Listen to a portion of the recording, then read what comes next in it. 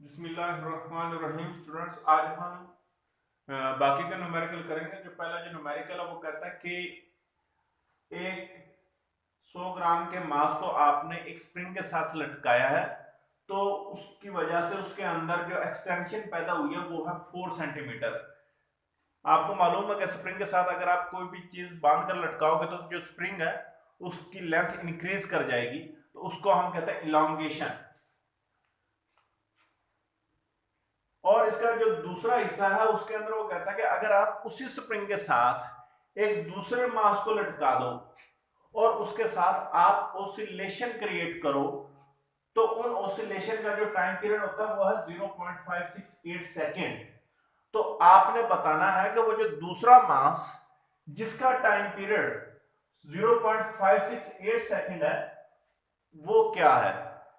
तो हम देखते हैं कि जो पहला मास जो 100 ग्राम है और उसकी वजह से उसकी जो लंबाई के अंदर तब्दीली आई है, इलांगेशन आई है, एक्स वो है 4 सेंटीमीटर। तो हम पहले हिस्से की वजह से हम उसका जो स्प्रिंग कांस्टेंट है के वो मालूम कर सकते हैं, और टाइम पीरियड उसने बताया 0.568 सेकेंड और m2 हमने मालूम करना है। तो हमें मालूम है F इज इक्वल टू के एक्स। अब चूंकि उसने कहा कि मास को स्प्रिंग के साथ बांध कर लटकाया है, तो मास स्प्रिंग के ऊपर जो फोर्स लगाएगा वो उस अपने वजन के बराबर होगी, तो वो है m1g। तो यहां से k को सेपरेट करोगे, वैल्यूज पुट करो, तो जवाब आपके पास आएगा k का जो कि स्प्रिंग कांस्टेंट है वो है 24.5 न्यूटन मीटर इनवर्स। अब हम उसके दूसरे हिस्से की तरफ जाते हैं जहां पर टाइम पीरियड हमारे पास है m2/k, क्योंकि टाइम पीरियड उसने m2 का बताया है। तो यहां से स्क्वायर लेंगे, T square is equal to 4 pi square m2/k, और m2 को सेपरेट किया तो k यहां पर आकर मल्टीप्लाई और 4 पाई स्क्वायर आकर डिवाइड हो गया। वैल्यूज पुट करो तो m2 आएगा 0.2 किलोग्राम, और उसको हम ग्राम में लिख सकते हैं। उसको 1000 के साथ मल्टीप्लाई करोगे तो आपके पास बन जाएगा 200 ग्राम। न्यूमेरिकल नंबर 7.2 है, उसकी जो स्टेटमेंट है वो बिल्कुल पहले ही वाला जो न्यूमेरिकल है उसी की तरह है। इसके अंदर भी वही कहता है कि स्टार्ट के अंदर एक स्प्रिंग के साथ वो 15 ग्राम के मास को जब वो लटकाते हैं तो उसकी वजह से उसके अंदर जो एक्सटेंशन पैदा होती है वो है 2 सेंटीमीटर।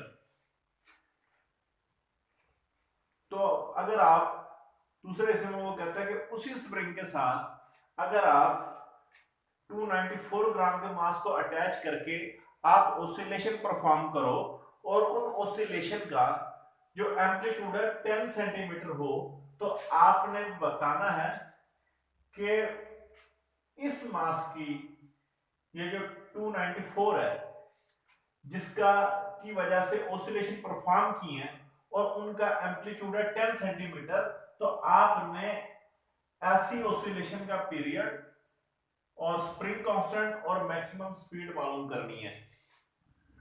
तो याद रखो, जो स्प्रिंग कांस्टेंट है आप उस मास के जरिए मालूम करोगे जिसकी वजह से आपने सिर्फ और सिर्फ स्प्रिंग के अंदर इलांगेशन पैदा की थी, बस उसकी वजह से ऑसिलेशन परफॉर्म नहीं की।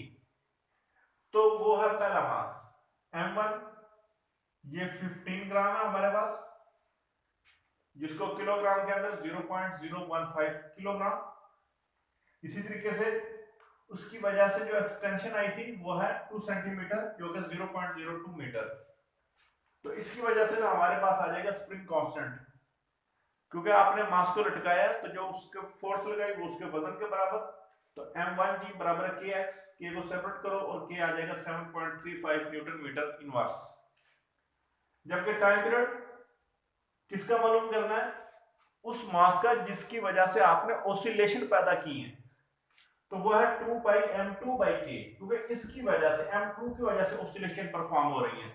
दोनों की वैल्यूज पुट करो तो t आ जाएगा 1.256 सेकेंड, और इसके बाद जो मैक्सिमम स्पीड ऑफ वाइब्रेशन की वो है v नॉट होती है, और इसको हमने मालूम किया था वो है x not square root k over m2। सारी वैल्यूज पुट करो तो v नॉट आ जाएगा 0.5 मीटर पर सेकेंड, आप यहां तक लिख दो, जवाब बिल्कुल ठीक है। अगर आप सेंटीमीटर में लिखना चाहो तो इसको सिर्फ 100 से मल्टीप्लाई करना पड़ेगा, तो वो बन जाएगा 50 सेंटीमीटर पर सेकेंड।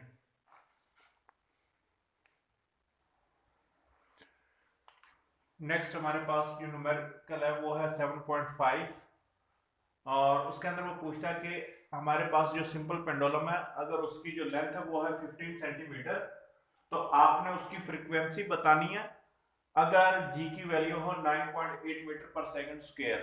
तो ये बात याद रखो, जी की वैल्यू अगर ना भी बताई जाए, वो आपको मालूम है वो कांस्टेंट ही होती है। तो डाटा के अंदर सिंपल लेंथ और जी आएगी और फ्रीक्वेंसी हमने मालूम करनी है। तो बेटा फ्रीक्वेंसी का सिंपल सा फार्मूला मैंने आपको लिखवाया था सिंपल पेंडुलम के अंदर कि F बराबर है 1/2 पाई G over L। Just values put करनी है तो फ्रीक्वेंसी आपके पास आ जाएगी 0.70 हर्ट्ज।